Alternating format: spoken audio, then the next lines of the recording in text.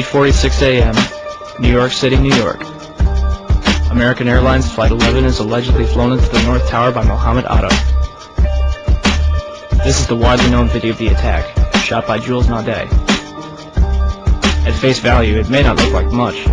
However, upon closer inspection, in case you missed it, one more time.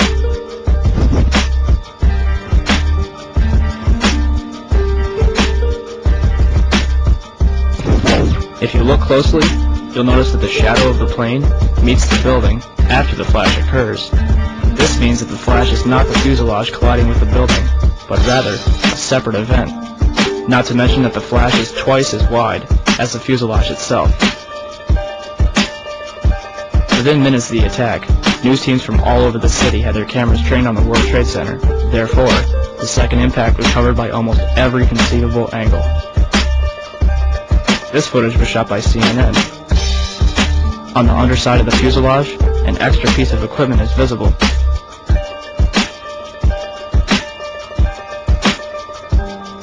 When questioned about this, Boeing representatives refused to discuss it due to national security.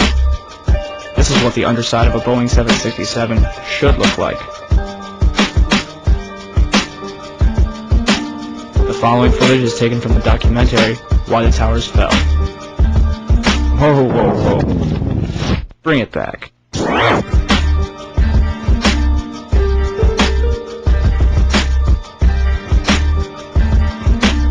catch that?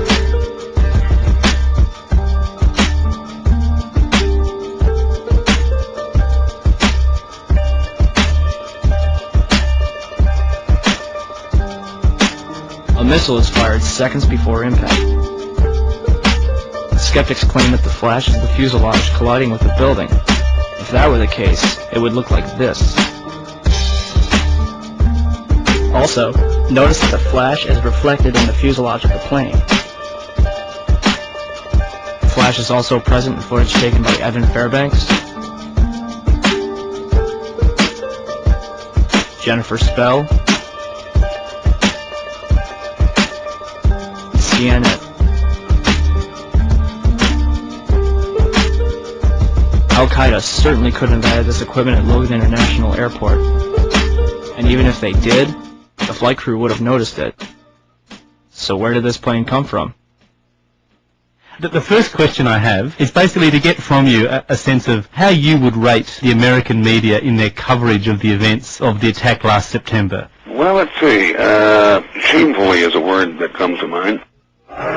This just in, you are looking at obviously a very disturbing live shot there. That is the World Trade Center, and we have unconfirmed reports this morning that a plane has crashed into one of the towers of the World Trade Center. But overall, the American journalism was cowed and intimidated by this patriotic orgy. You know, if you criticize the president, it's unpatriotic, and there's something wrong with you, you may be a terrorist.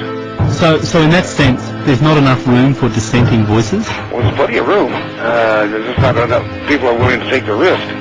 Jim, I don't know whether we've confirmed that this was an address, or to be more specific, some people said they saw a missile. There was definitely a blue logo. It was like a circular logo on the front of the plane. It definitely did not look like a commercial plane. I didn't see any windows on the side. Mark, if what you say is true, those could be cargo planes. You said you didn't see any windows on the side? I didn't see any windows on the side. It was not a normal flight that I've ever seen at an airport. It was a plane that had a blue logo on the front, and it did not look like it belonged in this area. It's just sort of a herd mentality, a lending link mentality. If you don't go with the flow, you're anti-American and therefore suspect. This is as close as we can get to the base of the World Trade Center. You can see the fire symbols here, the police officers, FBI, and you can see the two towers. A huge explosion now raining debris on all of us. We better get this.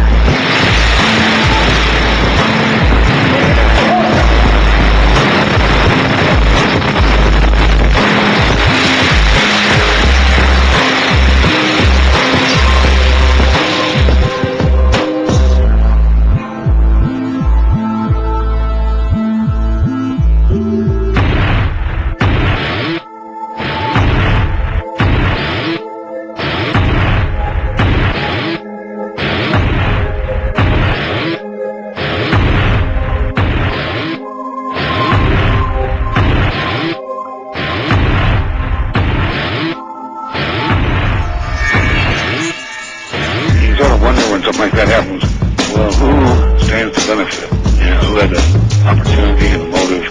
You just kind of look at these basic things. I don't assume that I know the truth about what went on that day. And yeah, I just look around and looking for who had the motive, who had the opportunity, who had the equipment, who had the will.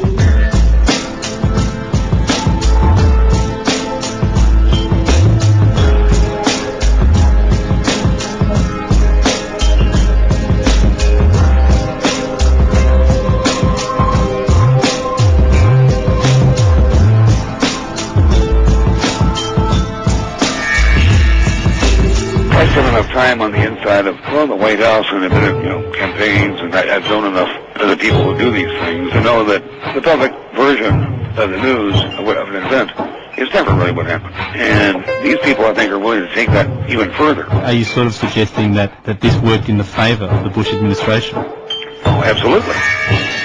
Absolutely.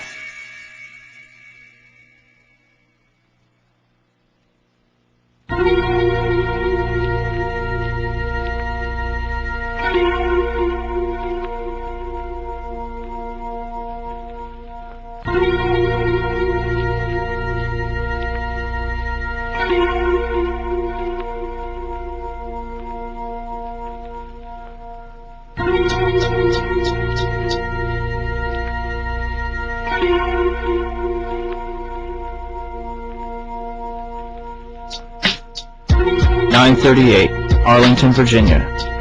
Hani Hanyour allegedly executes a 330-degree turn at 530 miles per hour before piloting American Airlines Flight 77 into the ground floor of the Pentagon, knocking over telephone poles and bouncing off the lawn before impact.